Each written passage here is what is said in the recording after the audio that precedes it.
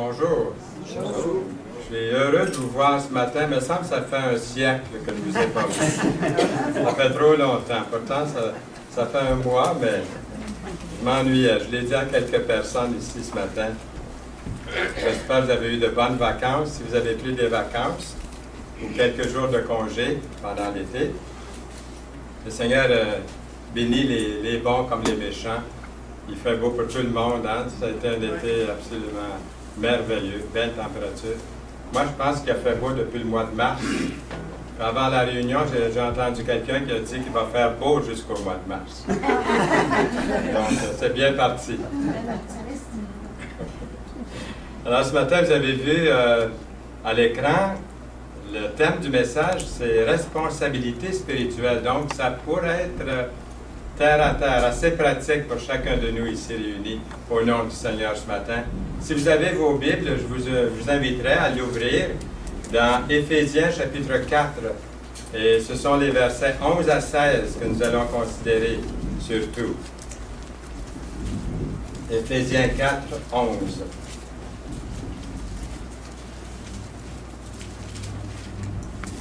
On a demandé à un entraîneur de football bien connu, je ne sais pas s'il y a des fans de football ici, on lui a demandé, est-ce que le football collégial contribue à la bonne forme physique des joueurs?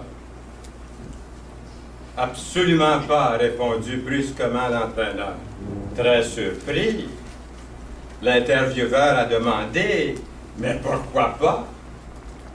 Eh bien, a répliqué l'entraîneur, voici la façon dont je vois ça. Vous avez 22 joueurs sur le terrain qui ont désespérément besoin de repos. Et 40 000 spectateurs dans les gradins qui ont désespérément besoin d'un peu d'exercice. Alors, la situation peut exister similairement là, dans plusieurs églises aujourd'hui. Lorsque vous comparez les membres qui participent activement, on trouve souvent une situation, je dirais, plutôt triste. Et moi, c'est la 7e assemblée à laquelle j'assiste dans 65 ans. Hein, on déménage et puis la vie change les choses, mais c'est la 7e. Donc, c'est la parfaite ici ce matin. Mais voici, c'est une situation assez triste, c'est que il n'est pas rare d'avoir un petit groupe d'ouvriers, de chrétiens engagés qui luttent sur le terrain, tandis que d'autres dans la congrégation se comportent un peu comme des spectateurs assis dans les gradins, assis dans les gradins, oui justement, en mangeant des hot dogs et du popcorn. La stratégie de Dieu pour l'accomplissement de son royaume n'est pas un événement sportif avec des gradins puis des spectateurs qui regardent puis des joueurs qui s'entendent à cœur joie sur le terrain. Il n'appelle pas le travail à être effectué par des professionnels. Dans l'Église, nous sommes tous prêtres et prêtresses, tous à l'œuvre du Seigneur. Et nous allons voir dans un instant, c'est vrai que Dieu met des dons dans l'Église pour l'édification de chacun. On va voir ça même dans les prochaines études ici. Dans le jeu de la vie, tous les croyants ont leur propre emplacement dans l'Église, dans le service pour le Seigneur. Et des dons spirituels différents qu'ils doivent exercer pour l'utilité commune. 1 Corinthiens 12, verset 7. Alors, je vous ai écrit une petite lettre. La voici. Chers frères, chères sœurs, si vous avez été assis dans les gradins, vous nous avez manqué terriblement sur le terrain. Les chrétiens devraient être en première ligne, pas dans les gradins, ni les coulisses. Dieu nous a tous appelés, vous et moi, tous appelés à le servir et à transmettre les vérités bibliques des Saintes Écritures. Tout chrétien engagé nous aide à grandir. Moi, ici, ce matin, je suis entouré par des personnes, des hommes et des femmes, des jeunes et des plus âgés, qui ont des dons. Je suis entouré de personnes qui ont le don d'évangéliste, de pasteurs, de différents dons qui sont là dans l'assistance. Et à cause de ces dons qui sont donnés à l'Église, je peux grandir, je peux être édifié. Vous dites, moi, je n'ai pas de don, ou j'ai un petit don, il ne paraît pas trop. Non, non, non. L'Esprit de Dieu est en vous, il vous appelle à le servir. Peu importe ce qu'ont été vos circonstances hier, puis avant-hier, puis la semaine passée, puis le mois passé, puis l'année dernière. Le Seigneur vous aime et il veut se servir de chacun de nous ici, dans l'Église, afin que notre foi soit forte, devienne inébranlable face aux différentes épreuves à laquelle vous et moi nous faisons face, auxquelles nous faisons face. Et face aux tentations et sollicitations malsaines qui nous entourent tous et chacun, un bon nombre sont hors du service du Seigneur, sont privés du luxe de travailler, de servir le Seigneur. Moi, je dis que c'est un grand luxe de pouvoir servir le Seigneur. C'est merveilleux de penser le Seigneur se servir de moi. Le Seigneur va se servir de moi pour son œuvre. Même dans une petite chose, ne serait-ce que comme j'ai vu la dame tantôt en arrivant, en train de prendre soin des fleurs ou de faire un nettoyage, vous voyez? Gloire à Dieu! Ça, c'est un service que le Seigneur lui a demandé. Elle l'accomplit dans l'ombre, peut-être. Il faisait soleil quand je faisais. Alors, soyons prêts, frères et sœurs, à faire des petites choses, et le Seigneur peut nous en demander des grandes aussi. Puis quand on arrivera aux grandes choses, ça va dire, les autres vont dire, on dirait qu'il fait ça, puis c'est facile. C'est parce que le Seigneur met une bonne dose, hein, puis il a préparé sa servante, son serviteur à le servir, parce que c'était dans les petites choses que ça commence. Et rappelons-nous que rien n'est petit dans lequel Dieu est la source. Un jour, on a dit à Moody, l'évangéliste Moody, qu'il était, le Seigneur se servait beaucoup de lui, puis on a dit, c'est merveilleux ce que le Seigneur a fait. Et là, il leur a révélé que pendant des années, il a fait l'école du dimanche. Et quand il a fait l'école du dimanche, c'était des tout petits. Et puis, il sentait que, qu'est-ce que je fais pour le Seigneur? J'enseigne à des enfants. Mais c'est là qu'il fallait qu'il commence. Dans les petites choses. Pour lui, c'était une petite chose, une grande chose pourtant. Les communistes avaient bien compris ça. Hein? Ils ont dit, donnez-nous les enfants jusqu'à l'âge de 5 ans ou 6 ans. Et puis ensuite, on peut vous les redonner pour le reste de la vie, parce qu'ils les avaient formés jeunes. Donc, c'est un travail important. Il n'y a aucun travail dans l'œuvre du Seigneur qui n'est pas important. Et notre texte de ce jour, on va le lire finalement. Vous avez vos Bibles ouvertes au passage qui dit ceci, à partir du verset 11 du chapitre 4 d'Éphésiens. Il a donné les uns comme apôtres, les autres comme prophètes, les autres comme évangélistes, les autres comme pasteurs et docteurs, pour le perfectionnement des saints en vue de l'œuvre du ministère et de l'édification du corps de Christ. Ensuite, cet autre verset, jusqu'à ce que nous soyons tous parvenus à l'unité de la foi et de la connaissance du Fils de Dieu, à l'état d'homme fait, à la mesure de la stature parfaite de Christ. On continue. Ainsi, nous ne serons plus des enfants flottants et emportés à tout vent de doctrine par la tromperie des hommes, par leur ruse, dans les moyens de séduction, mais en professant la vérité dans l'amour.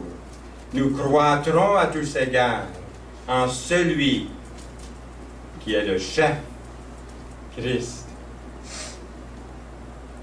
C'est de lui et grâce à tous les liens de son assistance que tout le corps bien coordonné et formant un solide assemblage tire son accroissement selon la force qui convient à chacune de ses parties et s'édifie lui-même dans l'amour. Ça résume bien ce passage-là, ce qu'on a donné comme introduction même ici depuis quelques instants. Quelle que soit notre attitude, votre attitude envers ceux que Dieu a préparés comme serviteurs dans l'Église, et je m'adresse à chaque personne, vous êtes des serviteurs, des servantes de Dieu. Alors, peu importe quelle doit être notre attitude envers ceux et celles que Dieu a préparés comme serviteurs dans l'Église, nous demeurons enseignables, chacun, et ouverts à leur désir, c'est-à-dire à celui et celle qui est là autour de moi, ouverts, enseignables par tout et chacun ici. Je me rappelle au début, quand je suivais des cours en informatique, je pensais que j'en connaissais pas mal après 4 sessions au cégep de Saint-Hyacinthe dans l'informatique. Puis il y a quelque chose que je ne comprenais pas, c'était avec DOS à l'époque. Je ne sais pas s'ils se souviennent, ceux qui ont les cheveux gris se souviennent de DOS. Et puis c'était assez, il fallait tout mémoriser, tout par cœur, les commandes. Puis il y avait quelque chose que je n'arrivais pas à comprendre. Puis je vais à Shawinigan, il y avait un jeune d'à peu près 16-17 ans, et puis il était devant son ordinateur. Puis tout à coup, je le vois faire justement ce que moi je cherchais depuis des semaines, par moi-même à la maison, ou même par les cours. Lui, il l'a fait juste comme ça, une pinotte, comme on dit. Alors je dis, hey, recommence, qu'est-ce que tu viens de faire là? Et puis j'ai appris. Donc, je me disais, après 4 sessions en informatique, j'arrive chez un jeune qui a presque pas étudié ça, mais il est sur l'ordinateur beaucoup, puis il aime ça. Et puis j'ai appris quelque chose. On peut apprendre les uns des autres ici ce matin. Je peux apprendre de vous et vous pouvez apprendre de moi, parce que le Seigneur nous a donné à chacun des dons. C'est pas merveilleux, ça? Oui. De pouvoir voir l'Église de cette façon-là, d'aller à l'Église avec cette pensée-là. Par ma présence, je rayonne quelque chose que le Seigneur a mis dans mon cœur, puis ensuite par mes paroles, par mes actions. Et ça continue lundi, mardi, mercredi, jeudi, vendredi, samedi. Et on revient dimanche pour glorifier le Seigneur. Premièrement, reprenons la liste qu'on a lue de notre contexte biblique d'aujourd'hui concernant les responsabilités de l'Église. Et puis, le premier que nous avons lu dans la liste était les apôtres. Selon, et je ne l'ai pas mis au tableau, je ne l'ai pas mis à l'écran, mais selon Matthieu 10, les versets 1 à 4, on retrouve la liste aussi dans Marc et dans Luc, et puis aussi dans Jean. Mais il y a une bonne liste assez complète ici des 12 apôtres. Alors, je vous les donne en vitesse, sans aller en détail, ça sera pour un autre message. Mais les 12 apôtres, ce sont Pierre, André, Jacques, Jean, Philippe, je dirais Jacques Zébédée, son nom de famille, on va dire Jacques Zébédée, parce qu'il y a 2 Jacques. Donc, Jacques Zébédée, Jean-Philippe, Barthélemy, Thomas, Matthieu,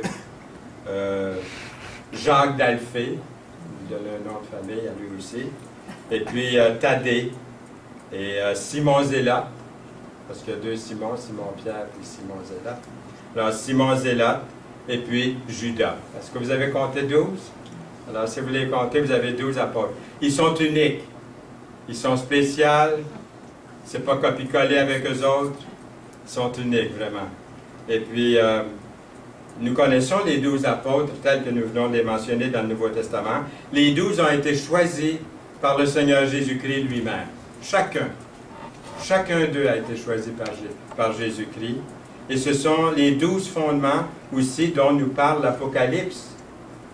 Chapitre, nous avons, ici j'aurais dû mettre ce verset-là, mais nous avons ici ce verset dans l'Apocalypse qui dit « La muraille de la ville avait 12 fondements, et sur eux les 12 noms des 12 apôtres de l'agneau. » Donc c'est vraiment spécial les 12. Ça ne veut pas dire qu'il n'y a pas d'autres apôtres, parce qu'il y a d'autres apôtres que les 12 apôtres. C'est ce qu'on voit dans la Bible.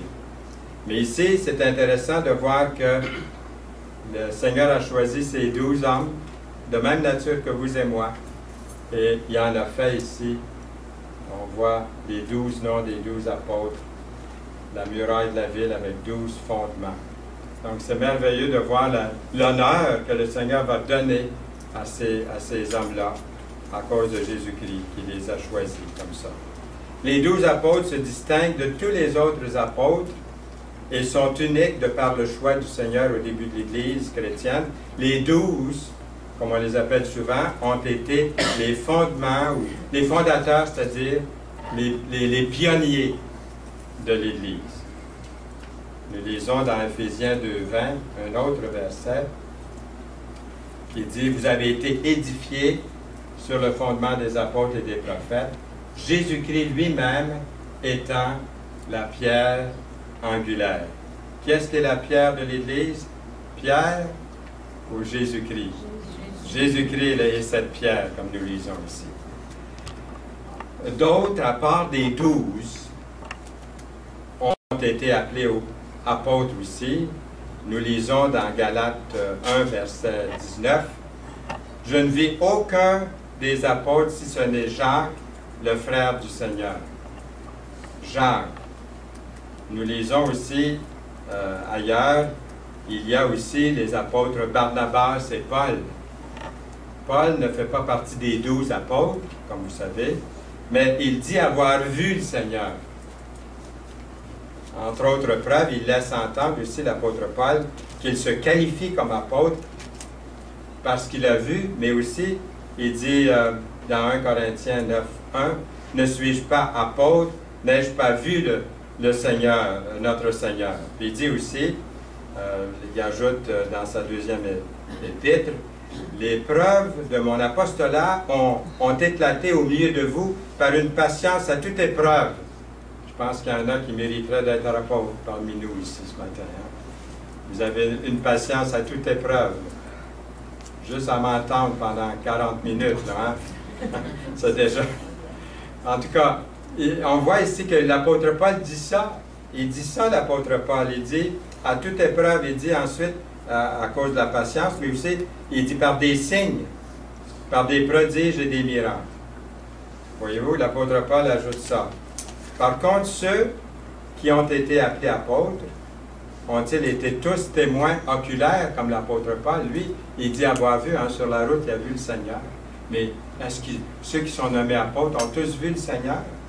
Est-ce qu'ils ont tous été des témoins oculaires?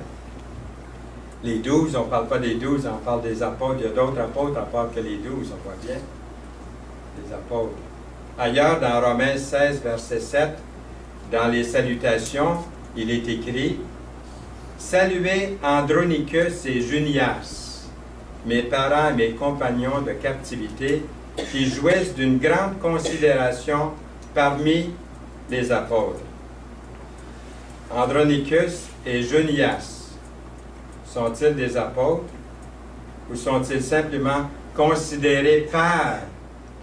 C'est pas marqué par, mais parmi, voyez-vous, c'est différent.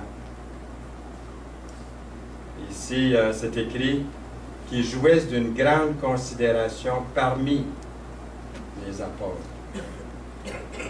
Ils sont des apôtres, d'après ce verset-là. Si on regarde le mot « parmi », par exemple, dans l'Écriture, le mot veut dire qui introduit un complément. C'est ce que ça veut dire « parmi ».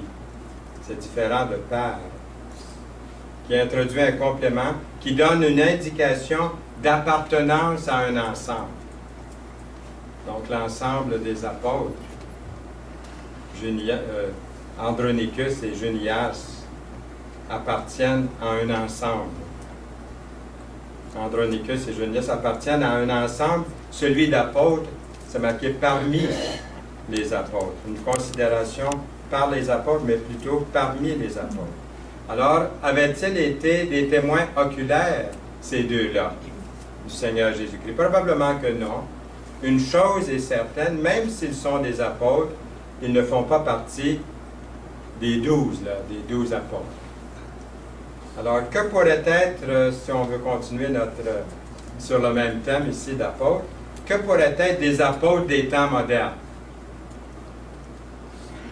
Aujourd'hui, y a-t-il beaucoup d'églises qui parlent d'apôtres, du don d'apôtres dans leur sein? Parce qu'on n'est pas porté à le faire, je dirais, à cause des 12. Hein? On fait une distinction entre les 12 et ceux qui étaient des apôtres qui avaient soit vu le Seigneur ou qui avaient eu un ministère, qui avait beaucoup de patience, qui avaient eu un ministère de miracles ou de dons spirituels tels que nous avons vu tantôt. Le ministère d'apôtre, semblable, ce qui a été semblable aux apôtres, existe-t-il encore aujourd'hui? On peut avoir des signes, même si on n'en parle pas beaucoup dans l'Église aujourd'hui, il y a des signes dans l'Église moderne, on peut dire, de ce don-là d'apôtre, où on croit que peut-être que c'est un concept qui est entièrement dépassé. Moi, je crois que quand même ce don-là, à cause des qualifications d'apôtre, peuvent être retrouvés. Dans un sens plus large du mot apôtre, les apôtres du temps moderne sont des responsables, je dirais, dans des ressources souvent très larges, administratives, spirituelles, qui veillent au bon fonctionnement de plusieurs églises ou de plusieurs assemblées. Voyez-vous? C'est un peu comme ça que je le vois ici. Dans un territoire donné, plus ou moins vaste. Vous voulez un exemple, hein? On veut dire, oui, mais donnez-moi un exemple. Hein? On pourrait dire, c'est les apôtres des temps modernes qui ont des qualifications semblables à ce qu'on a vu d'apôtres dans les Écritures. Ils coordonnent, supervisent en quelque sorte d'autres dirigeants d'Église au sein des Églises. Ils ont le souci que la vérité soit bien enseignée. Ils vont tout faire pour ça. Ils peuvent fournir également des conseils et orienter des anciens de plusieurs églises vers des besoins particuliers de leur église propre. Alors pourquoi l'office d'apôtre est-il si important pour l'Église? Comment une personne peut être appelée dans ce service ou dans ce ministère? Alors, dans les assemblées, pour vous donner un exemple, dans les assemblées de frères, telles que notre assemblée ici, nous avons des personnes, je pense, qui font un travail d'apôtre. Ça va peut-être être une surprise là, pour plusieurs d'entre vous, mais ils servent le Seigneur dans ce domaine-là, je dirais. Ils ont le souci de toutes les assemblées. Et ils se dévouent à ça. Ils font comme l'œuvre d'apôtre au sein de l'Église. Ici au Québec, on a par exemple le groupe Réseau. Un groupe, il y a des personnes qui s'occupent du groupe Réseau.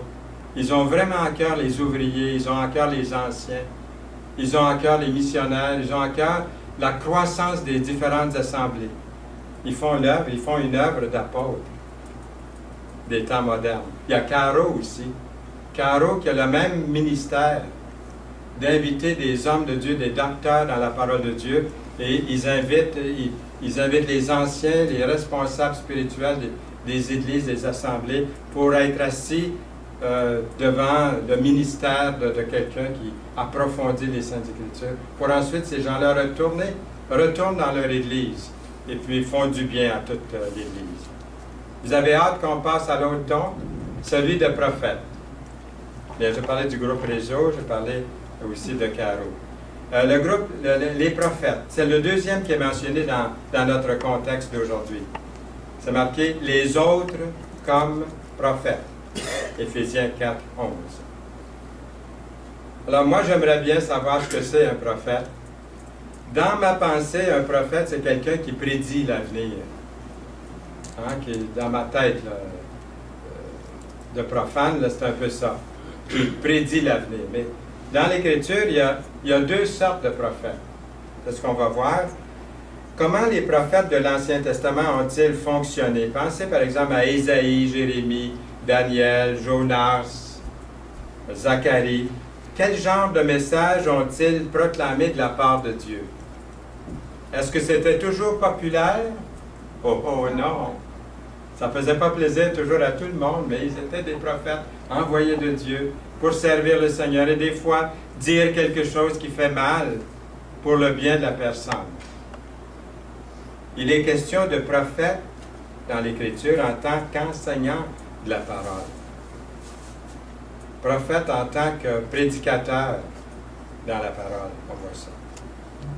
Il faut distinguer entre prophétie, qui est d'enseigner la parole, et prophétie, qui est une prédiction, parce que les deux existent. Voyez-vous? Prophétie, qui est une prédication, et prophétie, qui est une prédiction. Les deux sont différents. la fonction de prophète en tant qu'enseignant dans l'Église chrétienne est un rôle très, très important. C'est ce qu'on est en train de faire ici ce matin. On est en train, c'est un prophète, entre guillemets, qui fait une prédication. C'est dans le sens de l'Écriture ici. Les prophètes ou les prédicateurs sont donnés à l'Église pour encourager, pour édifier, pour exhorter, pour avertir. Voyez-vous? Ils donnent des messages appuyés sur la parole de Dieu, abondamment sur la parole de Dieu. Puis vous savez, des illustrations pour aider à définir la vision de l'Église de Jésus-Christ. Mais il y a un chevauchement. Vous pouvez être un prophète, mais aussi vous êtes en même temps un petit peu pasteur, vous êtes évangéliste à vos heures. Tout ça ici, tous les dons que le Seigneur donne à son Église, il y a un chevauchement. Il y a un chevauchement entre nous ici, dans les dons que le Seigneur a distribués.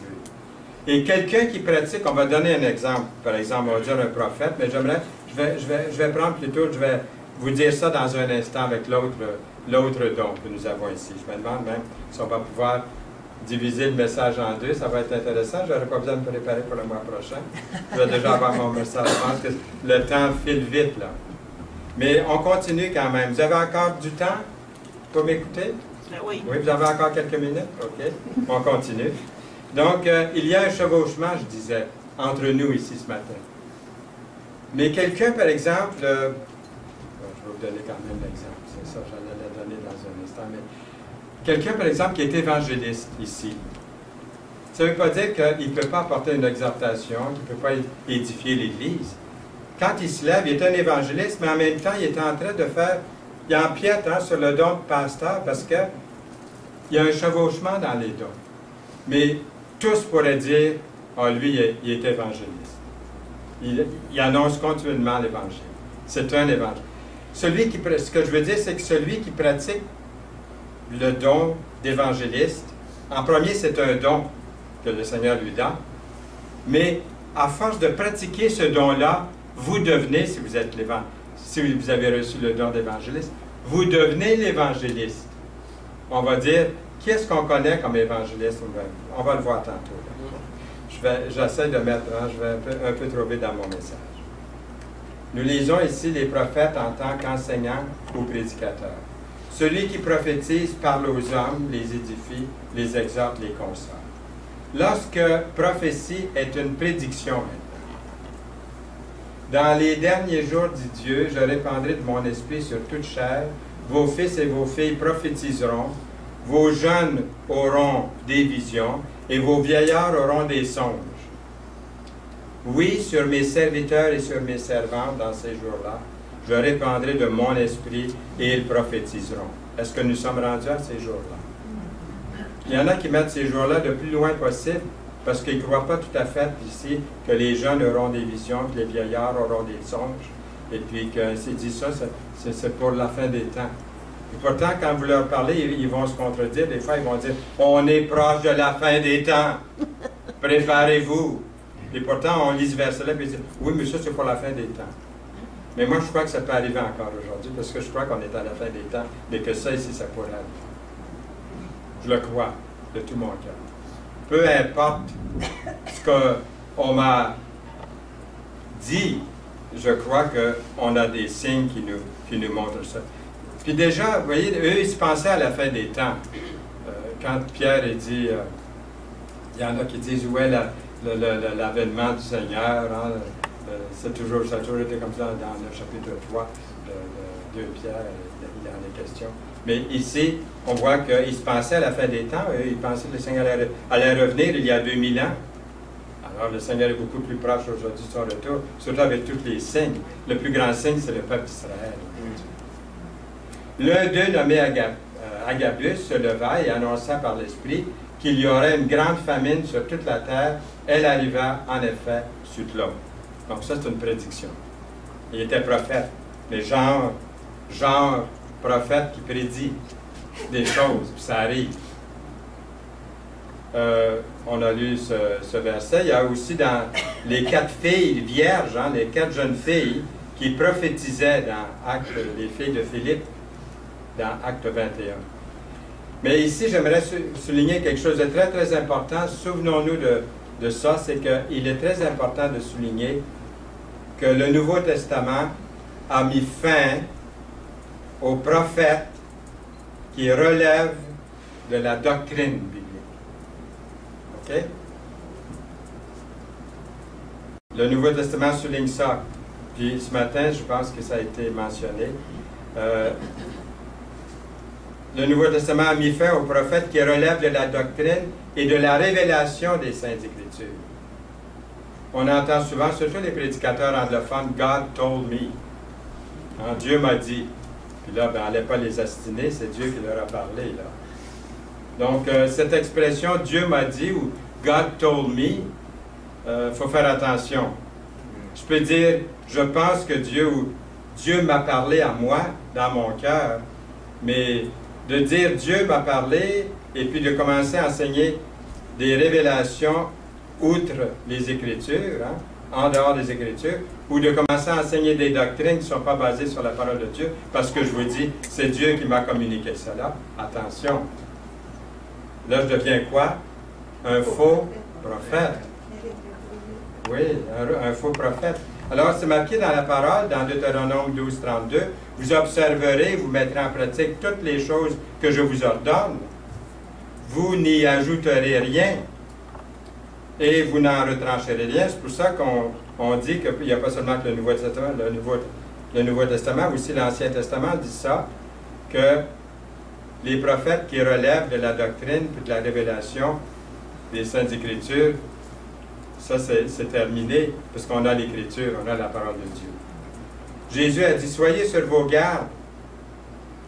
Je vous ai tout annoncé d'avance. » Puis l'apôtre Paul écrit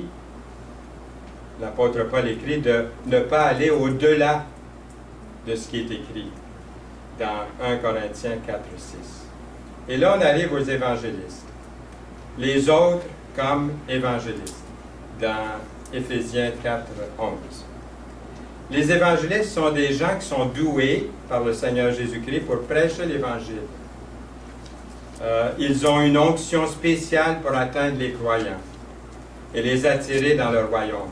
Dans les années 70 et 80, j'ai fait beaucoup d'évangélisation. J'étais invité surtout pour aller faire de l'évangélisation, des fois une semaine, une fin de semaine, un peu partout dans différentes églises, peu importe, ça pouvait être baptiste, ça pouvait être ménonite, dans différentes églises. Puis un jour, j'ai été invité, ça m'a frappé, je ne le réalisais pas, je vais inviter dans une église ménonite où il y avait un docteur dans la parole, il y avait un pasteur vraiment des théologiens, et il y avait à cœur les âmes, parce qu'il y avait toujours des personnes qui venaient à l'église qui n'étaient pas sauvées. Alors, ils m'ont invité pour une campagne d'évangélisation. Puis après, un des théologiens et des pasteurs qui étaient là, il est venu me trouver, il dit, « Le Seigneur m'a enseigné quelque chose ce matin, pas parce que vous avez dit ou n'importe quoi.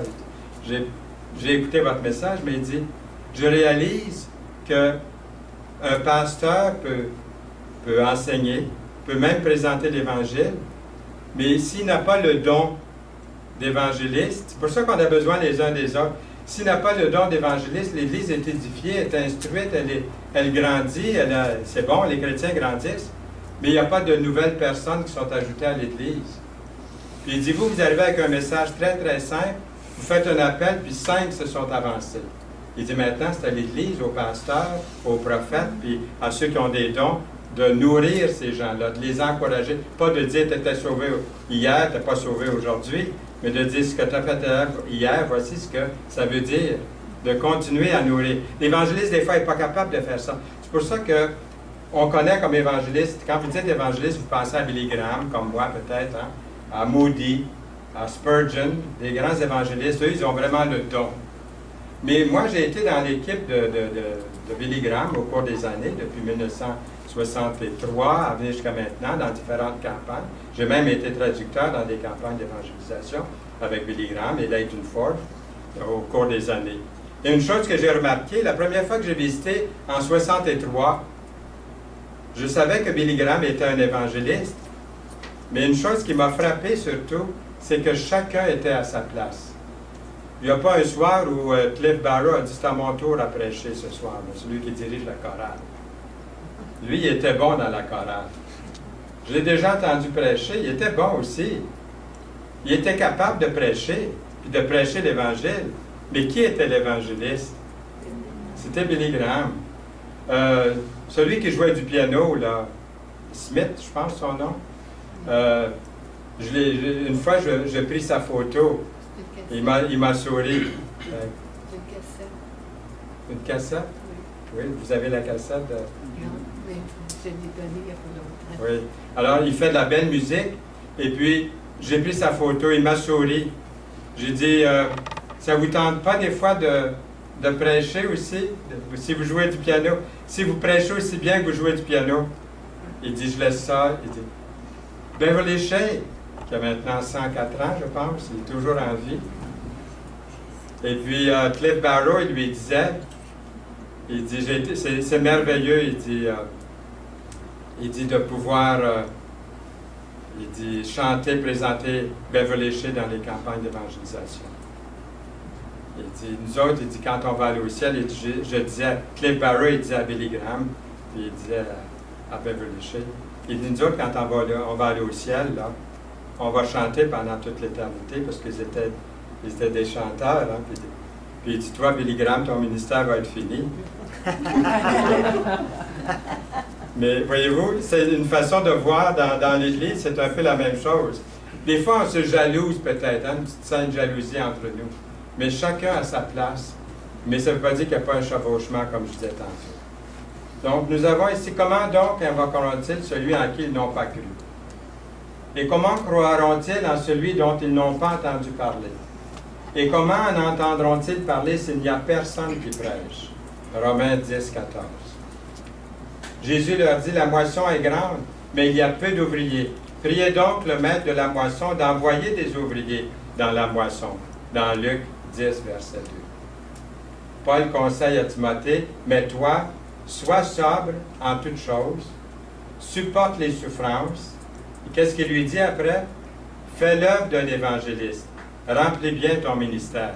Pourtant, on pourrait dire que Timothée il était comme pasteur, il était pasteur là où est-ce que le Seigneur l'a envoyé, mais il lui dit, fais l'œuvre d'un évangéliste, de présenter l'Évangile aussi. Un ministère qui est très, très important. Maintenant, les pasteurs. On a le temps de prendre ça, il reste 5-6 minutes. C'est marqué les autres comme pasteurs. Éphésiens 4, 11. Les évangélistes sont des gens doués, comme on a vu, mais les pasteurs dans l'Église doivent être le troupeau de Dieu. Son peuple, les pasteurs, protègent les jeunes brebis. Jésus est le modèle par excellence des brebis. Je me rappelle au Cap de la Madeleine, il y a plusieurs années, il y a eu comme une sorte de division dans l'Assemblée au Cap à l'époque. Et c'est justement sur les dons. Il y en a un qui était vraiment, il y avait le don de pasteur. Et l'autre était plutôt évangéliste. Puis il aurait voulu que le pasteur évangélise plus. Puis le pasteur lui aurait voulu que l'évangéliste évangélise moins, puis forme plus les chrétiens. Alors il y a eu comme une division à l'époque, en 1957, je crois que c'était, ou 56. Ça fait très, très longtemps. Les pasteurs doivent être le troupeau de Dieu. Je me rappelle à l'époque, j'avais dit, je ne voudrais jamais être un pasteur. Parce que je voyais que pasteur, c'était, je voyais ça comme un travail pas plus important, mais plus difficile, plus laborieux. Le pasteur, il peut être critiqué, il peut être mal compris. Il a à cœur les brebis, puis il est avec les brebis, puis il est là. Vous voyez, l'Église ici, elle a 40 ans. Serge et Liliane sont ici depuis le tout début. Je les vois comme des pasteurs. Noël aussi et son épouse dans l'Église parce qu'ils prennent soin des membres. Moi, des fois, j'ai comme un regret d'avoir dit il y a 50 ans ou plus que je ne voudrais pas être pasteur. Bien, le Seigneur ne m'a pas vraiment appelé à ça. Je suis gauche comme berger. Mais ça ne veut pas dire qu'il n'y a pas des chevauchements, que je ne peux pas enseigner. Mais j'aime à évangéliser.